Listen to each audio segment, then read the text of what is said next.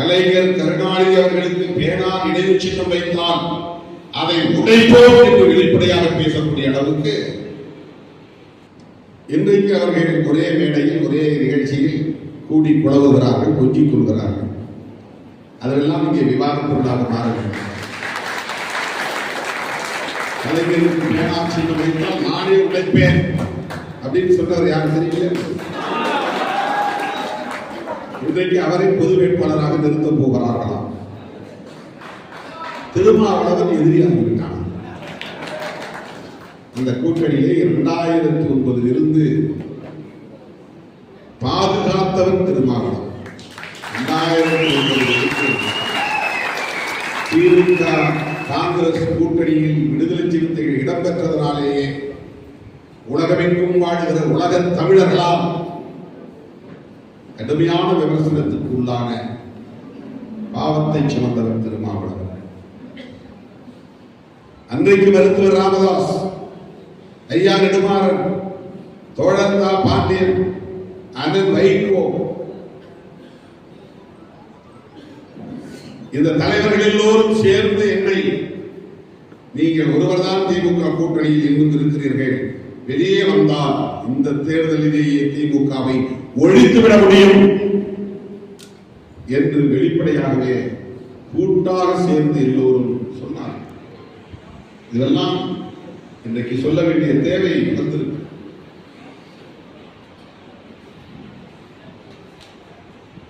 முள்ளிவாய்க்கால் படுகொலைக்கு திமுகவும் காங்கிரசும் தான் காரணம்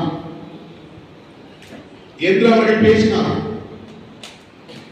ஈழ அரசியலை வெறும் தமிழ்நாட்டு தேர்தல் அரசியலோடு பொருத்தி பார்க்க கூடாது என்று சொன்னவன் திருமாவளவன். ஈழத்தில் நடக்கிற அவலங்களுக்கு வெறும் தமிழ்நாட்டு தேர்தல் அரசியல் மட்டுமே காரணமாக இருக்க முடியாது. இது உலகளாவிய அரசியல். அதிலே அமெரிக்காவுக்கு தொடர்பு உண்டு, அமெரிக்க அடிவருடி நாடுகள் அனைத்துக்கும் தொடர்பு உண்டு. ஏறத்தாழ 22-23 நாடுகள் ஒன்று சேர்ந்து LTTE என்கிற தமிழீழ விடுதலை புலிகள் இயக்கத்தை முற்றாக அழித்தொழிக்க வேண்டும் என்று கங்கணம் கட்டிக்கொண்டு களத்தில் இருக்கிறார்கள். ஆனால் ஒட்டுமொத்தமாக இவர்கள் தேர்தல் அரசியலுக்காக இவ்வளவுக்கும் காரணம் கருணாநிதி தான் என்று அவர் மீது பழி போட முயற்சித்த காலம் 2009. 30 முதலமைச்சர்களுள் ஒருவர் கருணாநிதி. கலைஞர், முத்தமிழறிஞர் கலைஞர். 30 முதலமைச்சர்கள், 38 மாநிலங்களில் 30க்கும் மேற்பட்ட மாநிலம், யூனியன் டெரிட்டரி பிரதேசங்கள். இதில் ஒரு மாநிலம் தமிழ்நாடு. வெளிவிவகார கொள்கையை ஒரு மாநிலத்தால் வரையறுத்து விட முடியாது. ஆகவே ஈழ விடுதலை அரசியலில் திமுக மட்டுமே பழி சுமக்க வேண்டும் என்கிற நிலையை அன்றைக்கு அவர் அத்தனை பேர் விடுத்த போது நான் சொன்னேன், 1991 ராஜீவ் காந்தி படுகொலைக்கு பிறகு அதிமுக என்ன ஆதரவு நிலையை எடுத்தது? புலிகளை ஆதரித்தார்களா? ஈழத்தை ஆதரித்தார்களா? விவாதங்கள் நடத்தியிருப்பார்களா? போராட்டங்களை நடத்தியிருப்பார்களா? பேரணிகள் நடத்தியிருப்பார்களா? ஈழத்திற்கும் விடுதலை புலிகளுக்கும் நேர் எதிராக இருந்த ஜெயலலிதா அம்மையாரை ஆதரிக்க வேண்டும் என்ற இந்த நிலைப்பாட்டை எப்படி நீங்கள் வலியுறுத்துகிறீர்கள் என்று கேள்வி எழுப்பினார். புதிதாக போய் திமுகவோடு ஒட்டிக் கொள்ளவில்லை. ஏற்கனவே திமுக கூட்டணியில் 2006 இருந்து இருந்தோம், தொடர்ந்தோம். திமுக மீதும் காங்கிரஸ் மீதும் என்னென்ன அவதூறுகள் பரப்பப்பட்டனவோ அல்லது பழி சுமத்தப்பட்டனவோ அல்லது குற்றங்கள் சாட்டப்பட்டனவோ அவ்வளவு குற்றச்சாட்டுகளையும் நான் சுமக்க நேர்ந்தது. நானும் சுமந்தேன். அதிலிருந்து தொடர்ச்சியாக திராவிட இயக்க அரசியலுக்கு எதிரான அவதூறுகளை எல்லாம் திமுக தலைவர்கள் எதிர்கொண்டார்களோ இல்லையோ, பதிலளித்தார்களோ இல்லையோ, திருமாவளவன் பதில் கொடுத்தான்.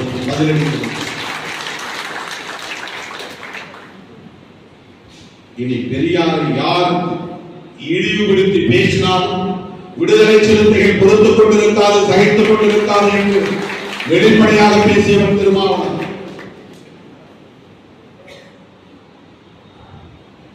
பெரியாரே மண்ணு என்று சொன்ன போது மிக வெளிப்படையாக சீமான் அவர்களை நான் கண்டித்து பேசியிருக்கிறேன். அதுவரையில் நான் அவரை ஒருபோதும் வெளிப்படையாக கண்டித்ததில்லை.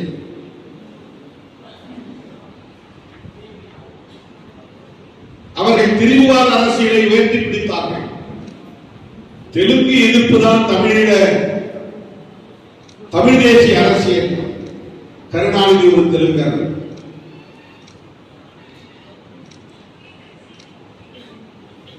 அவரை சுற்றியுள்ள அத்தனை பேரும் தெலுங்கர்கள்.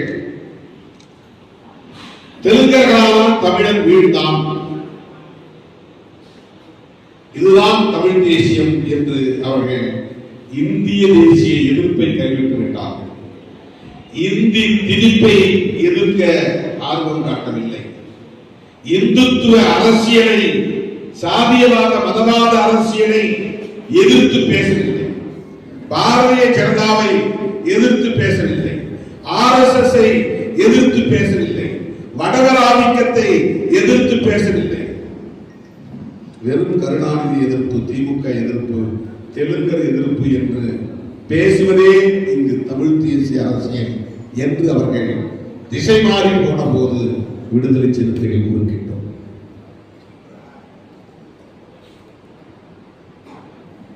தமிழ் தேசியம் என்பது வெறும் மொழி உணர்வோ இன உணர்வோ அல்ல.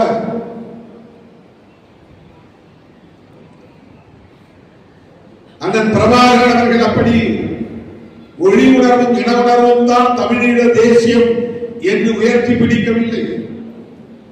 ஒரு தேச விடுதலைக்கான, தேசிய இன விடுதலைக்கான அரசியலை அவர் முன்னெடுத்த போது அந்த இனத்திற்கு நேர் எதிரான தேசியம் என்னவோ அந்த தேசியத்தை எதிர்த்தார். அதுதான் சிங்கள தேசியம். அது வெறும் சிங்கள மொழிவழி தேசியமாக மட்டுமில்லை, சிங்கள பௌத்த மொழி மதவாத தேசியமாக இருக்கிறது என்பதனால் சிங்கள பௌத்த பேரினவாதம் என்று தன்னுடைய பகையை அடையாளப்படுத்தினார். இலங்கை தழுவிய ஒரு தேசிய பார்வை. ஆனால் இந்த மண்ணில் தமிழ் தேசியம் என்பதே திமுக எதிர்ப்பு, கருணாநிதி எதிர்ப்பு என்று சுருக்கப்பட்டு விட்டது. தெலுங்கர் எதிர்ப்பு என்று சுருக்கப்பட்டு விட்டது. அந்த நேரத்தில் திமுகவினரை விட கருத்தியல் தளத்தில் வேகமாக சீறி பாய்ந்தவர்கள் சிறுத்தைகள்.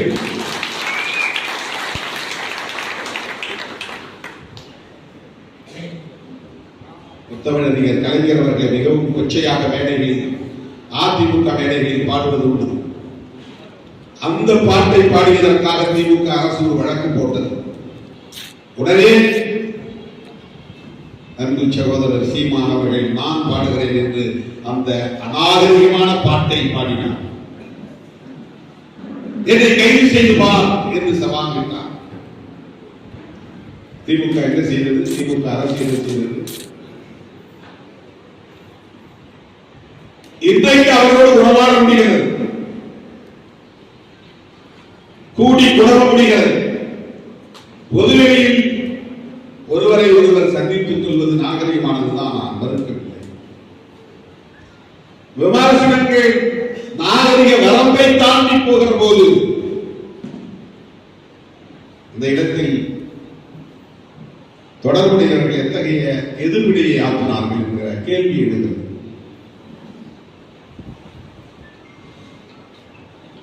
தோழர்களே, இது நான் தனிப்பட்ட முறையிலே யார் மீதும் காழ்ப்புணர்வு கொண்டு பேசவில்லை.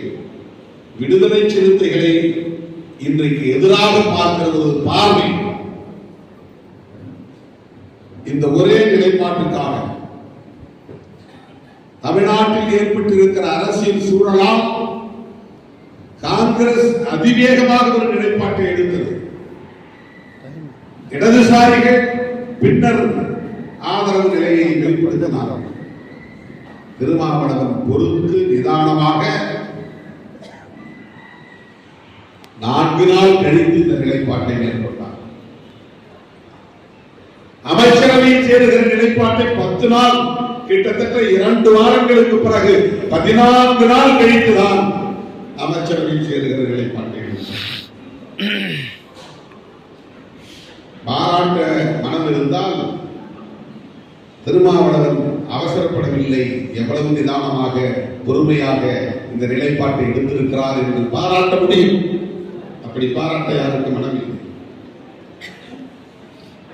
தாவேக சிவப்பு கம்பளம் விரித்து காத்திருக்கிறது, கைகளை அகல விரித்து காத்திருக்கிறது. காங்கிரஸை போலவே வேகமாக ஓடி கை கொடுத்திருக்க முடியும். பதவி கிடைக்கிறது, அதிகாரம் கிடைக்கிறது, ஆளுங்கட்சி கூட்டணி, பாதுகாப்பு இருக்கும் என்று ஆசைப்பட்டிருந்தால் உடனே திருமாவளவன் முடிவெடுத்திருப்பார் அல்லவா? அந்த ஆசை இல்லாததால் தானே இவ்வளவு பொறுமையாக நிதானமாக எடுக்கிறார் திருமாவளவன் என்று சொல்லுவதற்கு யார்? ஆசை இல்லை என்பதால்தான் அவர் நிதானமாக முடிவெடுத்திருக்கிறார். இப்படி பேசலாம் அல்லவா? பாராட்டலாம் அல்லவா? பாராட்ட மனம் இருந்தால் பாராட்டலாம் அல்லவா? ரெடியா இருக்கிறாங்க, போய் ஜாயின் பண்ண வேண்டியதானே? அதான் கூப்பிடுறாங்க, போய் ஜாயின் பண்ண வேண்டியதானே? அந்த அளவுக்கு தயாராக இருக்கிற நிலையிலும் கூட திருமாவளவன் தயங்கி தயங்கி தயங்கி முடிவெடுக்கிறான் என்றால் பதவியிலும் பரிசிலும் இவருக்கு பெரிய நாட்டமில்லை என்றுதானே பொருள். அதை மட்டுமே ஒரு வரையறையாக கொண்டு முடிவெடுக்கவில்லை என்றுதானே பொருள். வேறு முக்கியமான ஒரு பார்வை அவரிடத்திலே இருக்கிறது, தொலைநோக்கு பார்வை இருக்கிறது, அல்லது கருத்தியல் சார்ந்த பார்வை இருக்கிறது, அல்லது எதிர்கால கணக்கு ஏதோ இருக்கிறது. இதையெல்லாம் அடிப்படையாக வைத்துதான் மிகவும் நிதானித்து திருமாவளவன் முடிவெடுத்திருக்கிறார் என்று யாரும் சொல்லவில்லை, சொல்ல மாட்டார். அதை நாம் எதிர்பார்க்கிறோம். இன்னும் சொல்ல போனால் தேர்ந்தெடுக்கப்படாத நிலையிலும் கூட, நான் ஒரு சட்டமன்ற உறுப்பினராக இல்லாத நிலையிலும் கூட என்னால் அந்த அமைச்சரவையில் ஒரு அமைச்சராக முடியும் என்ற வாய்ப்பு இருக்கிறது. அதற்கான விவாதமும் வெளியே நடந்தது. எனக்கு அந்த ஆசை இருந்திருந்தால் அடுத்த நாளே நான் வருகிறேன், இதை விட வேற என்ன என்று நான் போய் கட்டி அணைத்திருக்க முடியாதா? ஆற தழுவியிருக்க முடியாதா? எனக்கு இந்த துறையை ஒதுக்குங்கள் என்று கேட்டிருக்க முடியாதா? ஓடினேனா? தழுவினேனா? அந்த இடத்திலும் நாங்கள் ஆதரவை வெளியிலிருந்து தருகிறோம், அமைச்சரவையில் சேர மாட்டோம் என்ற முடிவை 9ஆம் தேதி நான் அறிவிக்கிறேன். அதன் பிறகு பேச்சுவார்த்தை நடந்தது. இந்த பேச்சுவார்த்தையிலே உயர்கல்வித்துறையை வேண்டுமானாலும் நீங்கள் எடுத்துக் கொள்ளுங்கள், அல்லது விவசாயத்துறையை வேண்டுமானாலும் நீங்கள் எடுத்துக் கொள்ளுங்கள், அல்லது தொழிலாளர் நலத்துறையை வேண்டுமானாலும் எடுத்துக் கொள்ளுங்கள். நீங்கள் வந்தால் என்ற கேள்வி, என்ற விவாதம் நடந்தது. அப்போது உறுதிபட நான் சொன்னேன், எந்த நிலையிலும் நான் அமைச்சரவையில் சேர மாட்டேன், நான் சேர மாட்டேன். கட்சி சேர்வதற்கு முடிவெடுத்தால் தேர்ந்தெடுக்கப்பட்ட உறுப்பினர் வன்னி அரசு அமைச்சராவார். பாராட்ட மனம் இருந்தால் பாராட்டலாம் அல்லவா? பரவாயில்ல, எவ்வளவு பெரிய கோல்டன் ஆப்பர்ச்சுனிட்டி. திருமாவளவன் ஒரு மினிஸ்டர் ஆயிருக்கலாமே, ஏன் அவர் போய் சேரல? அவருக்கு அதில் அவ்வளவு ஈடுபாடு இல்லை. தனக்கு மந்திரி பதவி கிடைக்குங்கிற வாய்ப்பு இருந்தும் கூட தன்னோடு 30 ஆண்டுகளாக பயணித்த ஒரு சாதாரண தோழரை அமைச்சராக்கி ஆட்சி அதிகார பீடத்தில் அமர வைத்திருக்கிறாரே திருமாவளவன் என்ற கோணத்தில் பாராட்டலாம். பாராட்ட மனம் இருந்தால் பாராட்டலாம்.